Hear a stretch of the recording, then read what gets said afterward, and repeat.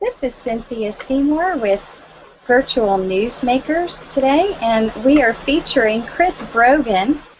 Debbie and I are starting a new show, and it's interesting because there's been a lot of talk this week about from various people about needing to disconnect from social media. And a couple of weeks ago, I saw a blog post from Chris Brogan about needing to be human, and there's been a lot of that with Human Business Works, which is his business. So I'd like to introduce Chris Brogan today and ask a few questions.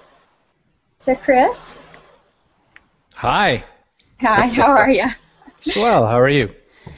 Good. Sorry about the lateness. We had a few technical difficulties today. You know, every time I get ready to make my own show, something like that will happen. So it's all good, really. It happens all the time. Thank you. Thank you. So anyway, what has gone on in your career? Like, is there a moment in your career where you suddenly stopped and said, I need to turn all this off, or I need to take a break, or I need to be human again? Today. Me too. Just thought that. I was thinking, boy, it's pretty sunny. I could just get on my bike. No, I think that, no. You know what's really interesting is that with regards to, there was a lot of tension fairly recently with regards to what happened in Boston. And I live in Massachusetts, not right in Boston. But, you know, a lot of people got pretty tense. And what I found kind of interesting about it was how people spent their time with their tension kind of working out their righteous indignation and sanctimony on everybody else. Mm-hmm. And what I said to people, I was asked about this at an event in Tampa, and somebody said, you know, well, what would you, how else would we deal with it? And I said, you know what? It's like grabbing a light bulb and saying, man, this light bulb is hot, and then squeezing it harder. Get offline. If you're frustrated, go walk away. Like, none of us are paid to monitor Twitter unless we are. And if we are, then we just kind of deal with whatever's in front of us. So if you're feeling a little upset because you don't like the tenor of how things are being talked about, or you for some reason are mad that somebody in Spokane, Washington wanted to announce, you know, a 2-for-1 sale on plumbing fixtures, shut up, go away, and come back later. It's all good. You know, nothing will explode if we're not glued to our screen. So what happens when do you ever feel like people are coming at you all the time, or, you know, whatever? Do you ever feel like just turning all that off? Well, you know, as a natural introvert, I think that that's always an issue. I mean, you know, I do have to find solace. You know, for instance, when I'm done on stage and when I get my chance to spend time with the crowd that's nice enough to talk with me afterwards and all that, you know, right after, everyone seems to want to go out and get a meal or something, and I'm like, I would like to hide at that moment. So, you know, on the online version of that, again, we have all this technology that we think is throwing stuff at us, but it's our choice. You could shut it all off. I mean, I'm looking here at this screen, and 12 feet away from that screen is a bunch of windows. If I walk away from this screen, all my life is still back here on the computer doing what it's doing, and I could just go over here and look out the window and watch ducks swim by on the river. Okay, so what makes you happy then? Like, when you step away from it all, what is it that gives your life this meaning? You know, my whole pursuit in life from the business side is to be helpful. And how do I help other people realize that they're interesting and amazing and wonderful, and even when they don't fit in, that's probably a better thing once they learn how to, you know, make the better interface. But what makes me happy? My kids. I get a heck of a great experience out of watching my kids do new things. My daughter is disassembling other people's toys and recrafting them into her own things, and my son is learning how to hack computers. So, and he's 7. So, you know, that's interesting to me, because just how they go at the world is this kind of, I can make the world whatever I want it. And that's just not, I mean, one generation above, and that's not how I was raised. I was raised, I could be whatever I wanted to be, but I would have to figure out which silo to fit it in. Right, right. Well, and I think the new generation is going to have a lot of different options for them. What do you see in terms of your kids and their future? I mean, it's a beautiful time as long as they get equipped along the way to not just accept what's being handed to them in the public system. So in the U.S.-based public education system right now, K to 12, we are still building kids to go work at a factory or a cubicle. And, I think that we have to really teach the world dominators, misfits, and freaks, how are they going to fit in? Because my kids are not like figuring themselves into a cubicle right now. They're figuring out how they're going to run some crazy. My daughter's selling rebuilt custom My Little Ponies to other kids in school. You know what I mean? She's a young entrepreneur. So I don't think, with the lack of entrepreneurialism being taught, I'm not waiting for a school system to fix that for me. I'm just homeschooling entrepreneurialism. And so I think that, one of the things that this system, look at this show. The show you put it together because you felt like putting it together. Right, right. NBC didn't call up and say, you know what we need? You just kind of went with it. Well, that's the system to me. That's what's going to happen next is we're going to do what we think we can do best, and we're going to work with it. I love that, actually. I've got 2 kids myself, and one's a 15-year-old, and it's fascinating to see how he thinks versus my 4-year-old who's growing up in a more creative realm, I think. So I think the shift will really happen with the younger ones. Can you imagine yourself helping them? Oh no, I hate young kids. I hate helping young kids. They're awful. No, I do. So I had the opportunity to go and speak to a high school group the other day, and I found, I usually get to speak to colleges and above, and I found it really different because the high school kids are there sort of, they're still trying to work. They're just trying not to get beat up. Like, they're spending their whole day hoping no one notices them, and they hope that they're invisible or just like everybody else. And I spend my time trying to break people back out of that and saying, you remember how weird you used to have to hide being? Well, now it's good.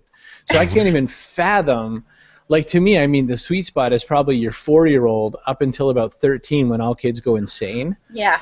But I think, from 13 to 20-something, I don't want to mess with it. I'll let them figure themselves out and come back to the fold just like you have to as a parent, I guess.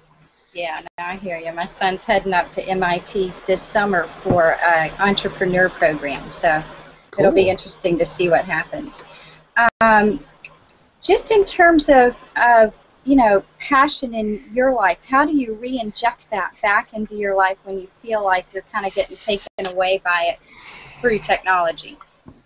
Oh, I don't know that tech takes away my passion. I would say that tech embodies and enables it, because I was reading this book and I just had an interview with the Sakyong Mipam, who's the head of the Shambhala lineage of Buddhism, and he was saying there was a line in there saying one of humankind's greatest interests is to share, and he didn't exactly mean press like on Facebook, but what he was saying applies to that, because what we do as humans, what the technology now enables, especially social technology, what we do as humans is we want to share what's going on. And when I watch teenagers together, it drives me insane, because there's 4 teens in the vehicle, and they come out of the vehicle and they immediately all have their phones out because they're trying to span this thing out to their little circle of friends who's not in the same vehicle.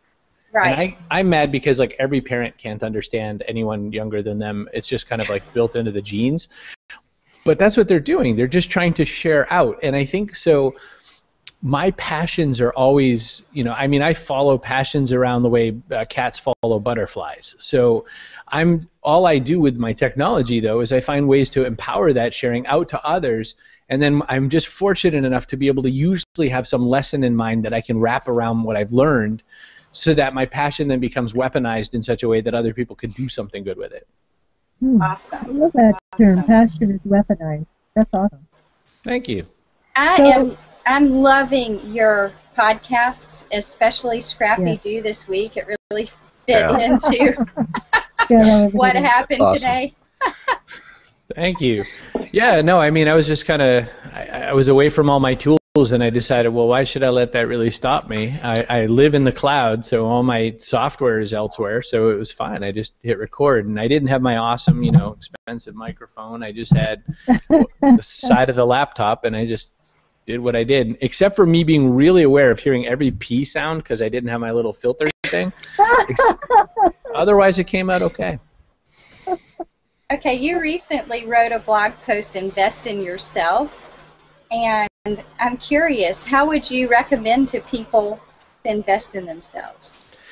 I'm amazed how many people, like when they're trying to figure out where to spend their money or their time, because it's the same thing. I'm amazed how many people think that somehow The Walking Dead is going to enrich their lives, or Dancing with the Stars or something. But then they're like, I have no time to take another course. What are you talking about? And I can pull 2.5 hours out of anyone's day on their TV choices and on their surfing. Because the other one people do all the time, and this just drives me equally as mental, is people will think that I'm on my computer, so I'm not like those people on their TV. I'm reading Mashable and Reddit. So you're like, that's not enriching. It's like still going down the rabbit hole. That's you're browsing, you know? So there's that. And then on the other side of that whole equation, it's a money thing of where people put their money. And they'll buy a $4.50 latte every day, but won't pay a course for themselves or whatever. They will decide that the latte is better, or they'll be debating on why is a Kindle book $10? It's made out of bits. Who cares? And I'm thinking, dumbass. The cost of the book has nothing to do. Your only question should always be, if I put $10 in, can I get $100 of value out? Exactly. Then that's a 10 times return on what you just spent. But we don't think that way, and I guess it's not built in, and especially the employees of the world don't think that way. So I'm just shaking humans, free of some of their cobwebs. And of course I have an ulterior motive. I sell courses for a living. I sell education for a living. Spend some of it on me. Is part of the secret message there. Okay, so if they're going to spend money on you, what is it that they're going to get out of it? That's a baited question. Well, I mean, I sell a bunch of different things because I'm just trying to really equip people for this digital space. So I sell a writing course called Write Your Book Already. There's a lot of people who start and then stop writing books, and I just said, oh, forget that. I'll show you everything I know because I've published 6 of them now. Right. I mean, when I started the book, when I started the course, I'd only published 5. During the course, I wrote another book. So I do that. I've got one called Blogging, the Master Class. I've got Rob Hatch wrote one. Rob's my chief operating officer. He wrote one called Work Like You're on Vacation. And we came up with this idea that if we could just get our day finished by about 11 a.m., which is what you do when you're on vacation, you just try really hard to get it all tucked in so you can go see the family. I thought, why can't we do it all the time? And so, right. And that's exactly what we've done. That's awesome advice, actually. That's a good tip for everyone to take on, especially on Fridays. And probably part of that life balance with the technology is to delegate what you can as well, so that you don't have to do everything. I'm horrible at that one, by the way. I can't delegate for beans, except that I hired Rob to be a chief operating officer, which essentially means grown up who pays my taxes, and Ron to help me with scheduling type stuff, because I would not be here if there's no Ron. So. I have to give a huge shout out to Ron because he is so organized and tremendous, and I need a Ron. We all do. I have to say the same thing. When I interviewed Chris, Ron, it's just amazing. But he helped me feel confident that I was going to pull it off. I was like, this is what you want. I learned that. So Ron is the 4th person unlucky enough to work in that kind of role for me. And the first was a virtual assistant who was fine, but I just didn't even know how to work with virtual assistant at the time. The second person was my mom. And the best thing of having my mom work as my assistant for a while is that my mom taught me how much more the job could be. And she taught me how much more you could bring to it. So one person, I'll tell you a little quick anecdote. One person, messaged me, wanted to have me speak at their event, had no idea what I charged, almost fainted when they saw the number. And then my mom wrote back and said, well, you could raise the money. What kind of big corporations work there? Ask them for some of it, blah, blah, blah. My mom got this woman, taught her how to fund an event.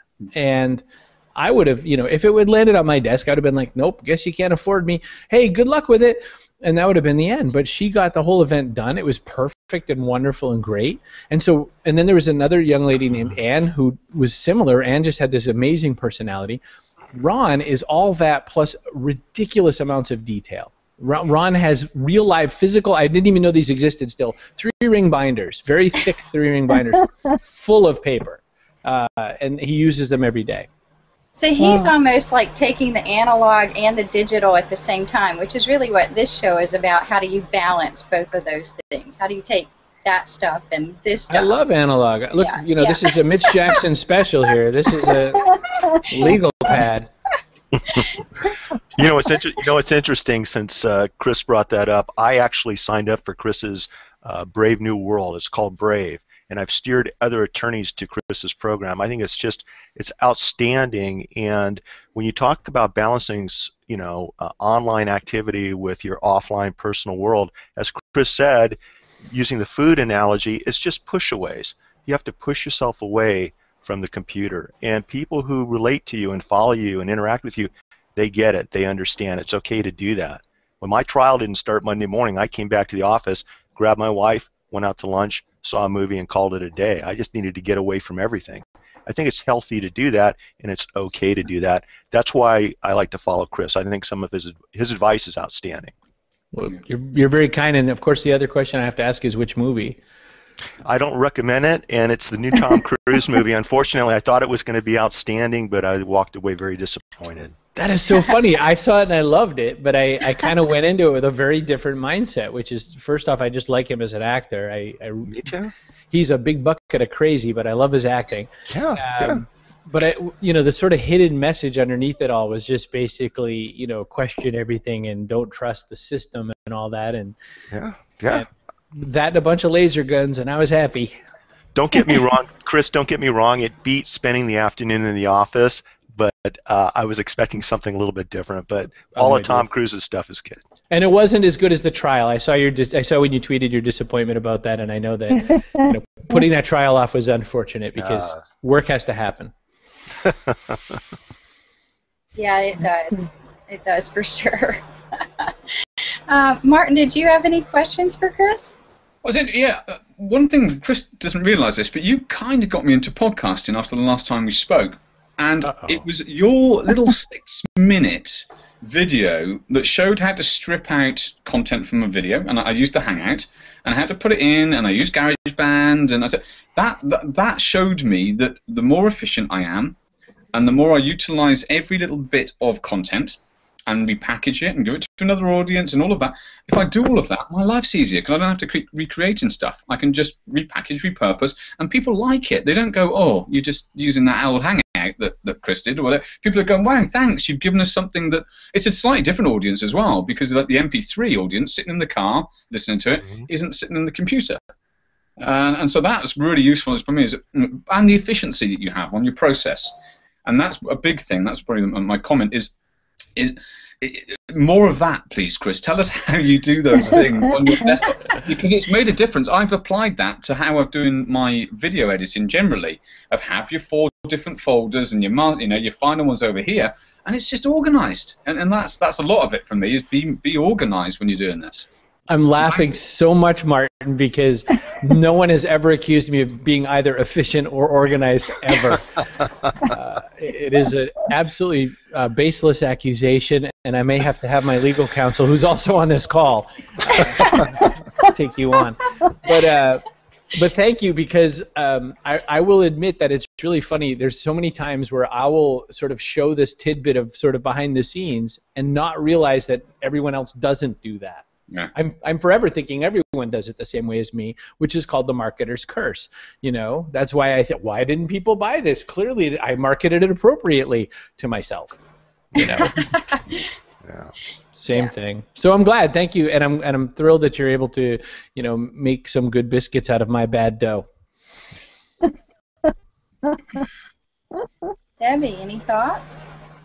Well, one of the things that I had jotted down to ask you about, because this is something that doesn't come up very often, and with respect to communicating is so global now, and Martin is on the other side of the world. So we have to be wary of everybody's schedules, and so factoring in schedules of when to hang out. Sometimes if somebody's in Dubai, you got to do it like 1 o'clock in the morning. So how do you schedule sleep, balance the kids, and all of that, and still stay sane? It's a really good question. I mean, let me first address it because the word balance has gone by twice. I don't believe in balance. I believe in harmony. Because, for instance, if you balanced your meal with salt, 50% salt isn't good.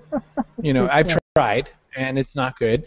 And I think that harmony is better, which is, how much of something do I need? I read a great book, and by great book, it's a too trite book. It could be 2 pages and it would have been fine, but it's Gary Keller's new book called The One Thing. And it's really a simple question blown out into 200 pages, which is, what is the one thing that I could focus on right now, such by doing it, everything else around me would get better? That's kind of the question throughout the whole book.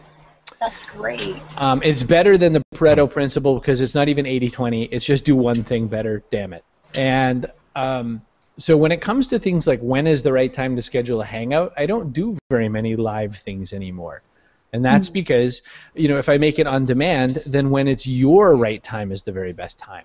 And so, getting your panel together, that's tricky. You've got to kind of figure it out to Martin's time. And it's funny when you think of Martin on the other side of the world, I think of him as right nearby compared to Australia or Dubai or somewhere, there's other places that are worse for me to have to schedule. I once had a call with a guy from Singapore, the Singaporean government, and he wanted to do this quick video interview, and I misunderstood the last part of that, which was video interview. So I got up out of bed, and I looked like a bag of spiders, and my hair was all, and I'm not wearing clothes. And next thing you know, this man in like a little slender man in a beautiful suit comes on, and he's like, "Hello, oh, I don't see your video." And I was like, "Video? Oh, must be a little problem. Hang on a second." And I show up, and I look like a bag of spiders because I really, quite literally, the alarm went off. I jumped out of bed, turned on Skype, and was there. So I don't have a good answer. I just have a funny story, because I think that I try not to do real-time things anymore, except for speeches. And what I've come to learn in my business and in my life is that I charge a ridiculous amount of money for my live event or my speech because that requires me to be in the room at the time you want me to be there. Everything else in my life, like my course, shows up at your inbox, and you can read it when you're ready. And right. It's a beautiful world. The world of on-demand. Like, we have TiVo. Why have we not TiVo'd the rest of our business existence? It's any when instead of anywhere. Like right now, this tech lets us do this anywhere. Right. Now we have to really, really work hard to make any when work, because appointment viewing of any kind, including meetings, oh, how I loathe thee, are disruptions in my any when business style. Okay, so when you're working with people globally, how do you fit that any when in? That's the shift we're all trying to figure out. It's just not, you just try to shoot for non-real-time experiences. If you could answer a question in email, then why get on a Hangout? Why get on the phone? Everyone's always like, oh, but it's such a different communications medium. Yes, it is. You can hear hesitation better if you're on the phone. You could see boredom when you're on the Hangout or whatever. But you can get away from that. It's just, you just drop down to non-ideal until you're ready to fire the guy and then get on the phone or the Hangout. Other than that, unless there's like this shifty emotional moment, it's a lot of what you're wanting. People want to meet about meetings all the time. There's this really lovely young lady who wants me to be on some reality TV show, and I already had a meeting with her, and now they have this other person who wants to have a meeting with me, and I'm like, can't you just watch the video of the other meeting? It's the same meeting. You can ask me the same shit. Right. So I avoid meetings as much as I can. It's the only answer I have for you, because you know who invented meetings? There's people who don't do anything. Mm-hmm. That's sure. You're right. No. Well, this has been great. I know that your time is limited, and I want to make sure we respect that. So, are there any tips? Is there a final tip you'd like to throw out to us? I would say that we're also, okay, I'll tell you the one that wraps it all up the best is that most of the problems we have in life come from the problems we have with our own ego. And I don't mean ego like being egotistical. I mean our fears of who we are, our fears of who we aren't, our fears of do we add up, most all of our problems come from that. When we market and we market poorly, it's because we are trying to overmarket because we're afraid that people are going to think we're not interesting enough. When we meet new people, we're thinking they're going to think I'm not all that in a bag of chips. There's all these things that come poorly out of that experience by just holding on to the fears we have of who we are or aren't. And really, honestly, if we could just kind of forget about ourselves and get over it, then we'd work even better. And if we could just admit ignorance more often, it would just, the world gets amazing when that happens. There was this old saying that people always said, it's okay to not have the answer one time, but have it the next time. That's not really true. You just know the right answers, and then sometimes if you don't know the answer, go, beats me. I don't know, let's ask somebody smarter. And it's amazing how few people can do that. And I mean, my gosh, in Mitch's world, confidence is the requirement. If you have a not confident lawyer, we're doomed. And yet, when you show your vulnerability is when the entire jury takes a look at you askew and goes, maybe there's something more here. Exactly. That's my tip. That's great. So a challenge for this week. If we were to challenge people with something related to that, can you come up with something? A challenge related to that, you know what I would do? I challenge everybody paying attention to, in whatever medium you use the most and like the most, I challenge you to admit your ignorance about something or to admit a vulnerability. I do it every day, so I'm exempt. I do it every day. So, but everyone else, give it a shot. Excellent. No, that's really awesome. Really awesome. Well, thank you so much from the bottom of our heart, really, because I appreciate you being here, and in spite of all the difficulties, you've really been tremendous. So thrilled to be here. I mean, what a great group we have gathered around the table, so I'm thrilled to be part of it. Excellent. Awesome. All right. Thank you, guys. Thank you so much, and we're going to end out our show for today. We'll see you all next week for Virtual Newsmakers, and we're going to be interviewing John Butterall of Virtual Photo Walks. So we'll see you all next Friday at noon.